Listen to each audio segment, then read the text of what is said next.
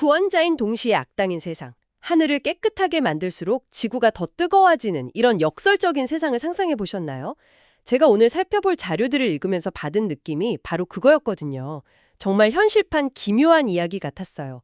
한쪽에선 어린이 만화가 인류의 미래를 예언하고 다른 한쪽에선 개발도상국의 에너지 혁명이 오히려 전력망을 파괴하고 있고 그야말로 모든 게 뒤집힌 세계에 대한 이야기입니다. 공상과학 소설 설정처럼 들리는데 이게 바로 2025년의 현실이라는 게 참 놀라운 점이죠. 지금 인류 역사상 가장 거대한 에너지 전환이 벌어지고 있는데 그 복잡하고 거대한 폭풍의 눈에 바로 중국이 있습니다. 전 세계에 가장 많은 태양광 패널을 깔면서 동시에 전 세계 석탄의 절반을 태우는 이 모순적인 거인이 말이죠. 네, 그래서 오늘 저희의 임무는 바로 이 기이한 현실을 제대로 파헤쳐보는 겁니다.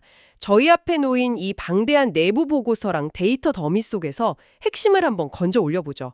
중국이 가진 역설의 본질은 뭔지, 왜 파키스탄에선 유틸리티 죽음에 나선이라는 현상이 벌어지는지, 그리고 에러로저의 차폐 효과라는 보이지 않는 공포와 이 모든 걸 예언했다는 두 마리 곰의 이야기까지 하나씩 따라가 보겠습니다. 그 곰들 이야기부터 시작하는 게 맞을 것 같아요. 중국의 그 거대한 기후 전략, 그들이 그리는 큰 그림을 이해하려면 5개년 계획 같은 딱딱한 문건이 아니고요. 오히려 박스 오피스 순위를 들여다봐야 한다는 게 아주 흥미로운 지점이죠. 중국의 토이스토리에 비견된다는 그 국민 애니메이션 분이베어 말씀이시군요. 저도 이번에 자료 보면서 처음 알았는데 최신작 줄거리를 보고 정말 깜짝 놀랐습니다. 이게 어린이 영화가 맞나 싶을 정도로 노골적이더라고요. 그렇죠. 영화 배경이 지금으로부터 100년 후 환경 재앙으로 멸망 직전인 지구예요. 그런데 이 재앙의 원흉으로 지목되는 인물이 빅이라는 이름의 벌목꾼입니다. 영화 맥락을 보면 이건 뭐 의심의 여지 없이 서구 산업 문명을 상징하거든요. 이름부터가 대놓고 크다는 뜻이니까요. 잠깐만요. 벌목꾼 이름이 빅이라니? 정말 숨길 생각이 전혀 없네요. 그럼 이 서구 문명이 망쳐놓은 세상을 구하는 영웅은 누군가요? 바로 아시아 흑곰인 브라이어와 브렘브은입니다. 근데 중요한 건 이 곰들이 그냥 힘으로만 싸우는 게 아니라는 점이에요. 생명공학 기술을 쓰고 드론을 날리고 심지어 하이라이트 장면에선 재생에너지로 작동하는 레이저포를 쏴서 세상을 구합니다. 재생에너지로 작동하는 레이저포요? 와, 대단하네요. 그러니까 영화가 아이들한테 전달하는 메시지는 아주 명확한 거군요. 서구가 세상을 망가뜨렸지만 걱정 마. 자연과 친한 우리가 중국의 첨단 기술로 모두를 구해줄게. 바로 이런 이야기인 거죠? 정확합니다. 일종의 기술, 생태주의적 낙관론을 아주 강력하게 주입하는 거죠.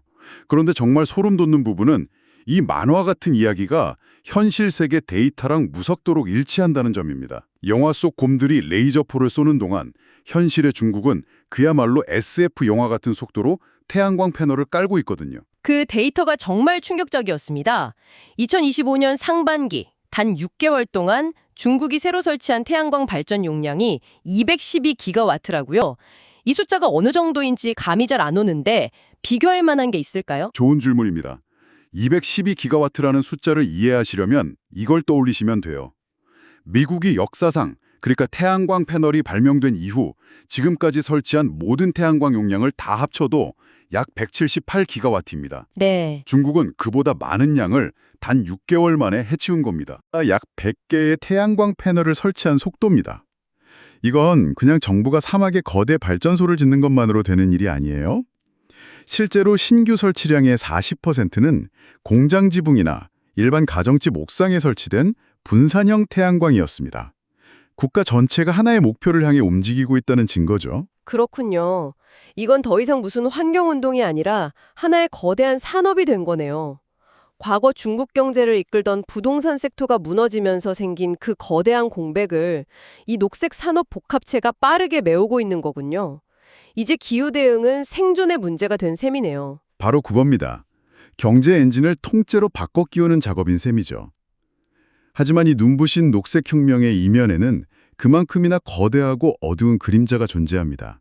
이제 이야기의 뒤집힌 세계로 들어가 볼 시간입니다. 네, 방금 본 태양광 그래프는 그야말로 승리의 곡선인데 지금부터 보실 데이터는 완전히 다른 이야기를 하고 있죠. 2024년 중국은 무려 49억 톤의 석탄을 태웠습니다. 49억 톤? 이 숫자 역시 감이 잘 안 오죠. 그래서 한 보고서가 아주 강렬한 비율을 썼습니다. 이집트 기자의 대피라미드를 떠올려 보세요. 그 거대한 구조물을 통째로 석탄으로 만들었다고 상상했을 때 중국은 매년 그런 검은 피라미드를 1,500개씩 태워서 없애고 있는 겁니다. 1,500개요? 잠시만요. 그 이미지가 머릿속에서 떠나질 않네요. 매년 1,500개의 피라미드가 연기로 사라지는 모습이라니. 이건 뭐 기후변화를 넘어서 거의 신화적인 스케일의 이야기 같습니다. 전 세계 석탄 소비량의 절반 이상을 혼자서 태우고 있는 거죠. 바로 그 지점이 이 이야기의 핵심적인 역설입니다. 어떻게 한 나라가 세상에서 가장 밝은 빛과 가장 짙은 어둠을 동시에 내뿜을 수 있는가? 어떻게 녹색 구원자이면서 동시에 1,500개의 검은 피라미드를 태우는 악당일 수 있는가 하는 질문이죠. 정말 그게 이해가 안 됩니다. 상식적으로 말이 안 되잖아요. 도대체 왜 이런 일이 벌어지는 거죠? 이유는 단 하나, 끝없는 전력 수요 때문입니다. 중국의 전력 수요는 매년 6%씩 폭발적으로 증가하는데요. 이 증가분만 해도 몇 년마다 독일 같은 나라 하나를 통째로 전력망에 새로 연결하는 것과 맞먹는 규모입니다. 지금까지 그 엄청난 속도로 설치한 태양광은 석탄을 대체한 게 아니라 그저 폭주하는 수요를 겨우 따라잡기 위해 전력 질주를 하고 있었던 겁니다. 그러니까 제자리 걸음, 아니 뒤처지지 않기 위해 안간힘을 쓰고 있었다는 말씀이시군요. 제자리 걸음도 관대한 표현일 수 있습니다. 사실은 미친 듯이 속도를 높이는 거대한 러닝머신 위에서 떨어지지 않으려고 필사적으로 달리고 있었다고 보는 게 더 정확하죠. 석탄이 없었다면 그 질주조차 불가능했을 겁니다. 하지만 최근 아주 중요한 변곡점이 감지되기 시작했습니다. 어떤 변화인가요? 2025년 상반기 사상 처음으로 재생에너지 발전량이 신규 전력 수요 증가분을 모두 충당하고도 남는 현상이 발생했습니다. 덕분에 석탄 발전량이 실제로 3% 감소했죠. 아주 작은 숫자처럼 보이지만 역사적인 전환점입니다. 많은 분석가들이 드디어 중국이 탄소 배출 정점, 즉 피크 카본에 도달했을 가능성을 조심스럽게 제기하고 있습니다. 드디어 좋은 소식이네요. 그런데 자료를 보면 여기에도 함정이 있다고 나와요. 석탄을 덜 태우기 시작했는데 동시에 새로운 석탄 발전소는 계속 짓고 있다는 사실이죠. 이건 정말 경제 논리상 이해가 안 되는데요. 세상에서 가장 싼 태양광을 가장 빨리 설치하는 나라가 왜 가장 비싸고 비효율적인 석탄 발전소를 동시에 짓는 거죠? 이건 단순히 돈 문제가 아니라는 뜻이겠죠. 맞습니다. 이건 돈이 아니라 공포의 문제입니다. 딱 두 단어로 요약하면 에너지 안보죠. 2021년에 중국 20킬의 성에서 대규모 정전이 발생했던 사태를 기억하실 겁니다. 신호등이 꺼지고 공장이 멈췄죠. 공산당은 전기가 끊기면 사회 통제력을 잃는다는 공포를 뼈저리게 느낀 겁니다. 그래서 지금 새로 짓는 석탄 발전소들은 주력 발전기가 아니라 일종의 국가적 비상발전기, 거대한 보험으로 기능합니다. 평소에는 거의 꺼두고 있다가 태양광이 약해지거나 비상시에만 돌리겠다는 거군요. 일종의 국가적인 보조 배터리처럼요. 정확합니다. 2024년에만 영국 전체 발전 용량과 맞먹는 100기가와트 규모의 건설을 시작했습니다. 심지어 용량요금제라는 정책을 도입해서 가동하지 않고 대기만 하는 석탄 발전소에도 정부가 돈을 지급하며 시스템을 유지하고 있습니다. 보고서의 표현을 빌리자면 늙은 공룡에게 산소호흡기를 달아준 셈입니다. 녹색 에너지로 성장을 하고 흑색 에너지로 안보를 챙기는 기이한 이중 시스템이군요. 그런데 이 역설은 여기서 끝나지 않죠. 중국의 가장 큰 환경적 성공 중 하나가 사실은 또 다른 재앙의 씨앗이 되었다는 더 기묘한 이야기가 남아 있습니다. 네, 바로 중국의 악명 높던 스모그, 에어포칼립스가 거의 사라졌다는 소식입니다.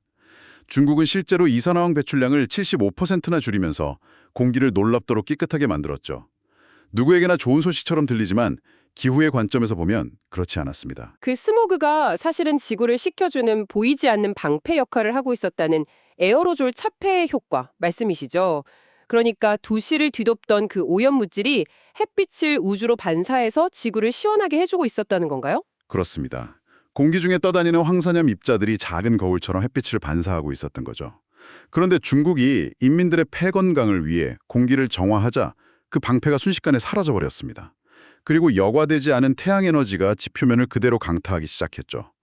캘리포니아 리버사이드 대학의 연구에 따르면 이 공기정정 효과가 2010년 이후 지구 온난화의 약 0.05도 상승에 기여했다고 합니다. 0.05도라는 숫자가 작아 보일 수 있지만 지구 전체 평균이라는 걸 감안하면 이건 엄청난 변화입니다.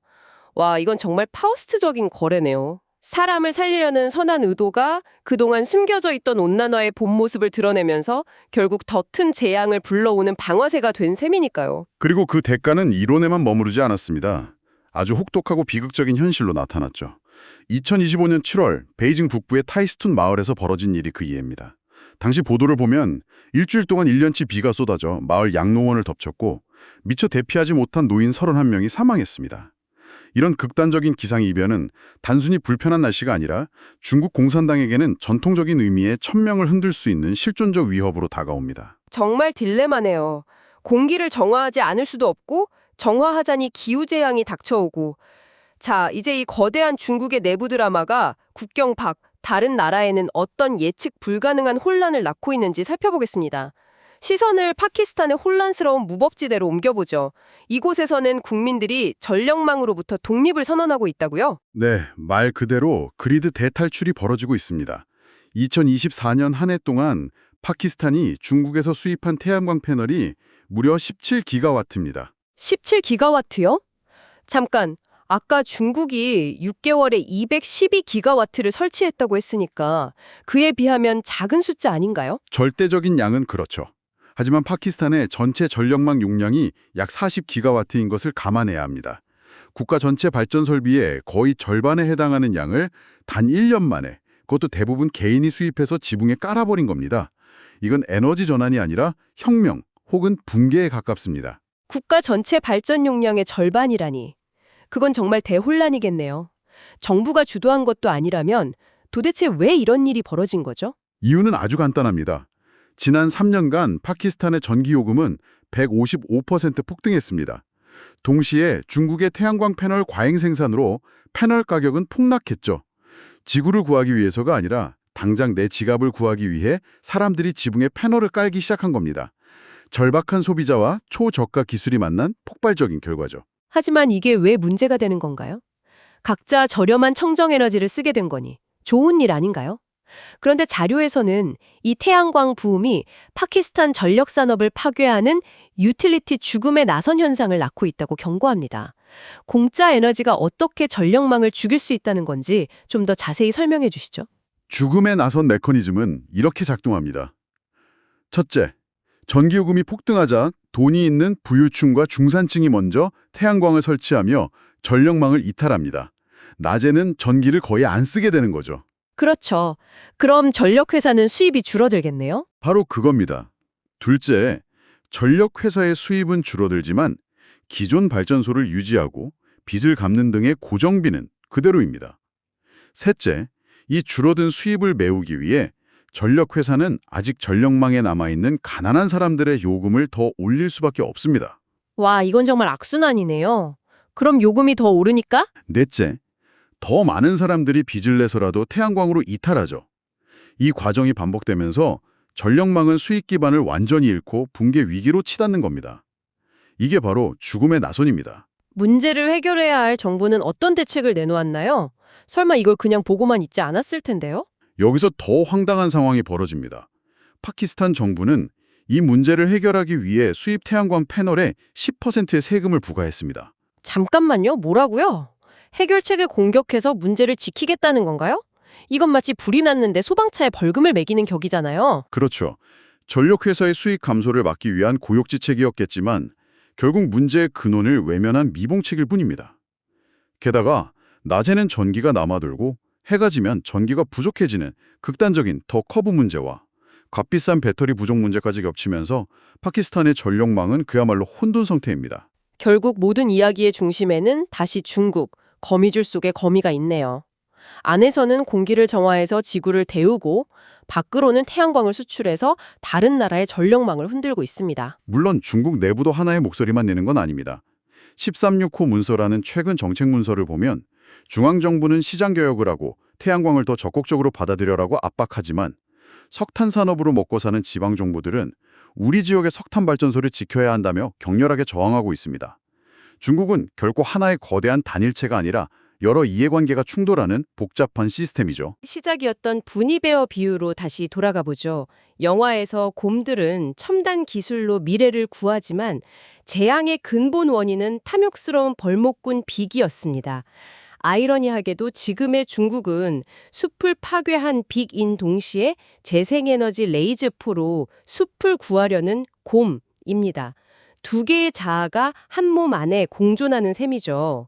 그리고 우리는 모두 그들이 상영하는 이 거대한 영화 속에서 살고 있는 거고요. 어떤 결말이 날지 아무도 모른 채 말입니다. 맞습니다. 데이터는 2025년이 인류의 탄소 배출 정점일 수 있다고 조심스럽게 말합니다. 하지만 그 정점에서 내려오는 길이 완만한 내리막길은 아닐 겁니다. 보이지 않는 방패가 사라지고 죽음의 나선이 곳곳에서 소용돌이치는 어쩌면 눈을 가린 채 낭떠러지를 내려가는 여정이 될지도 모릅니다. 꽤나 덜컹거리는 여정이 되겠죠. 오늘 우리는 한 국가의 계획적인 전환이 어떻게 다른 국가의 예측 불가능한 혼돈을 낳는지 목격했습니다. 이제 당신은 속한 공동체의 에너지 정책을 볼 때 한번 질문을 던져보셨으면 합니다. 우리는 이 모든 것이 연결된 거대한 시스템의 일부라는 것을 인식하고 있는 걸까요? 아니면 그저 우리 눈앞에 실 하나만 잡아당기면서 그로 인해 세상 반대편에서 무엇이 풀려나가고 있는지 전혀 모르는 채로 있는 걸까요?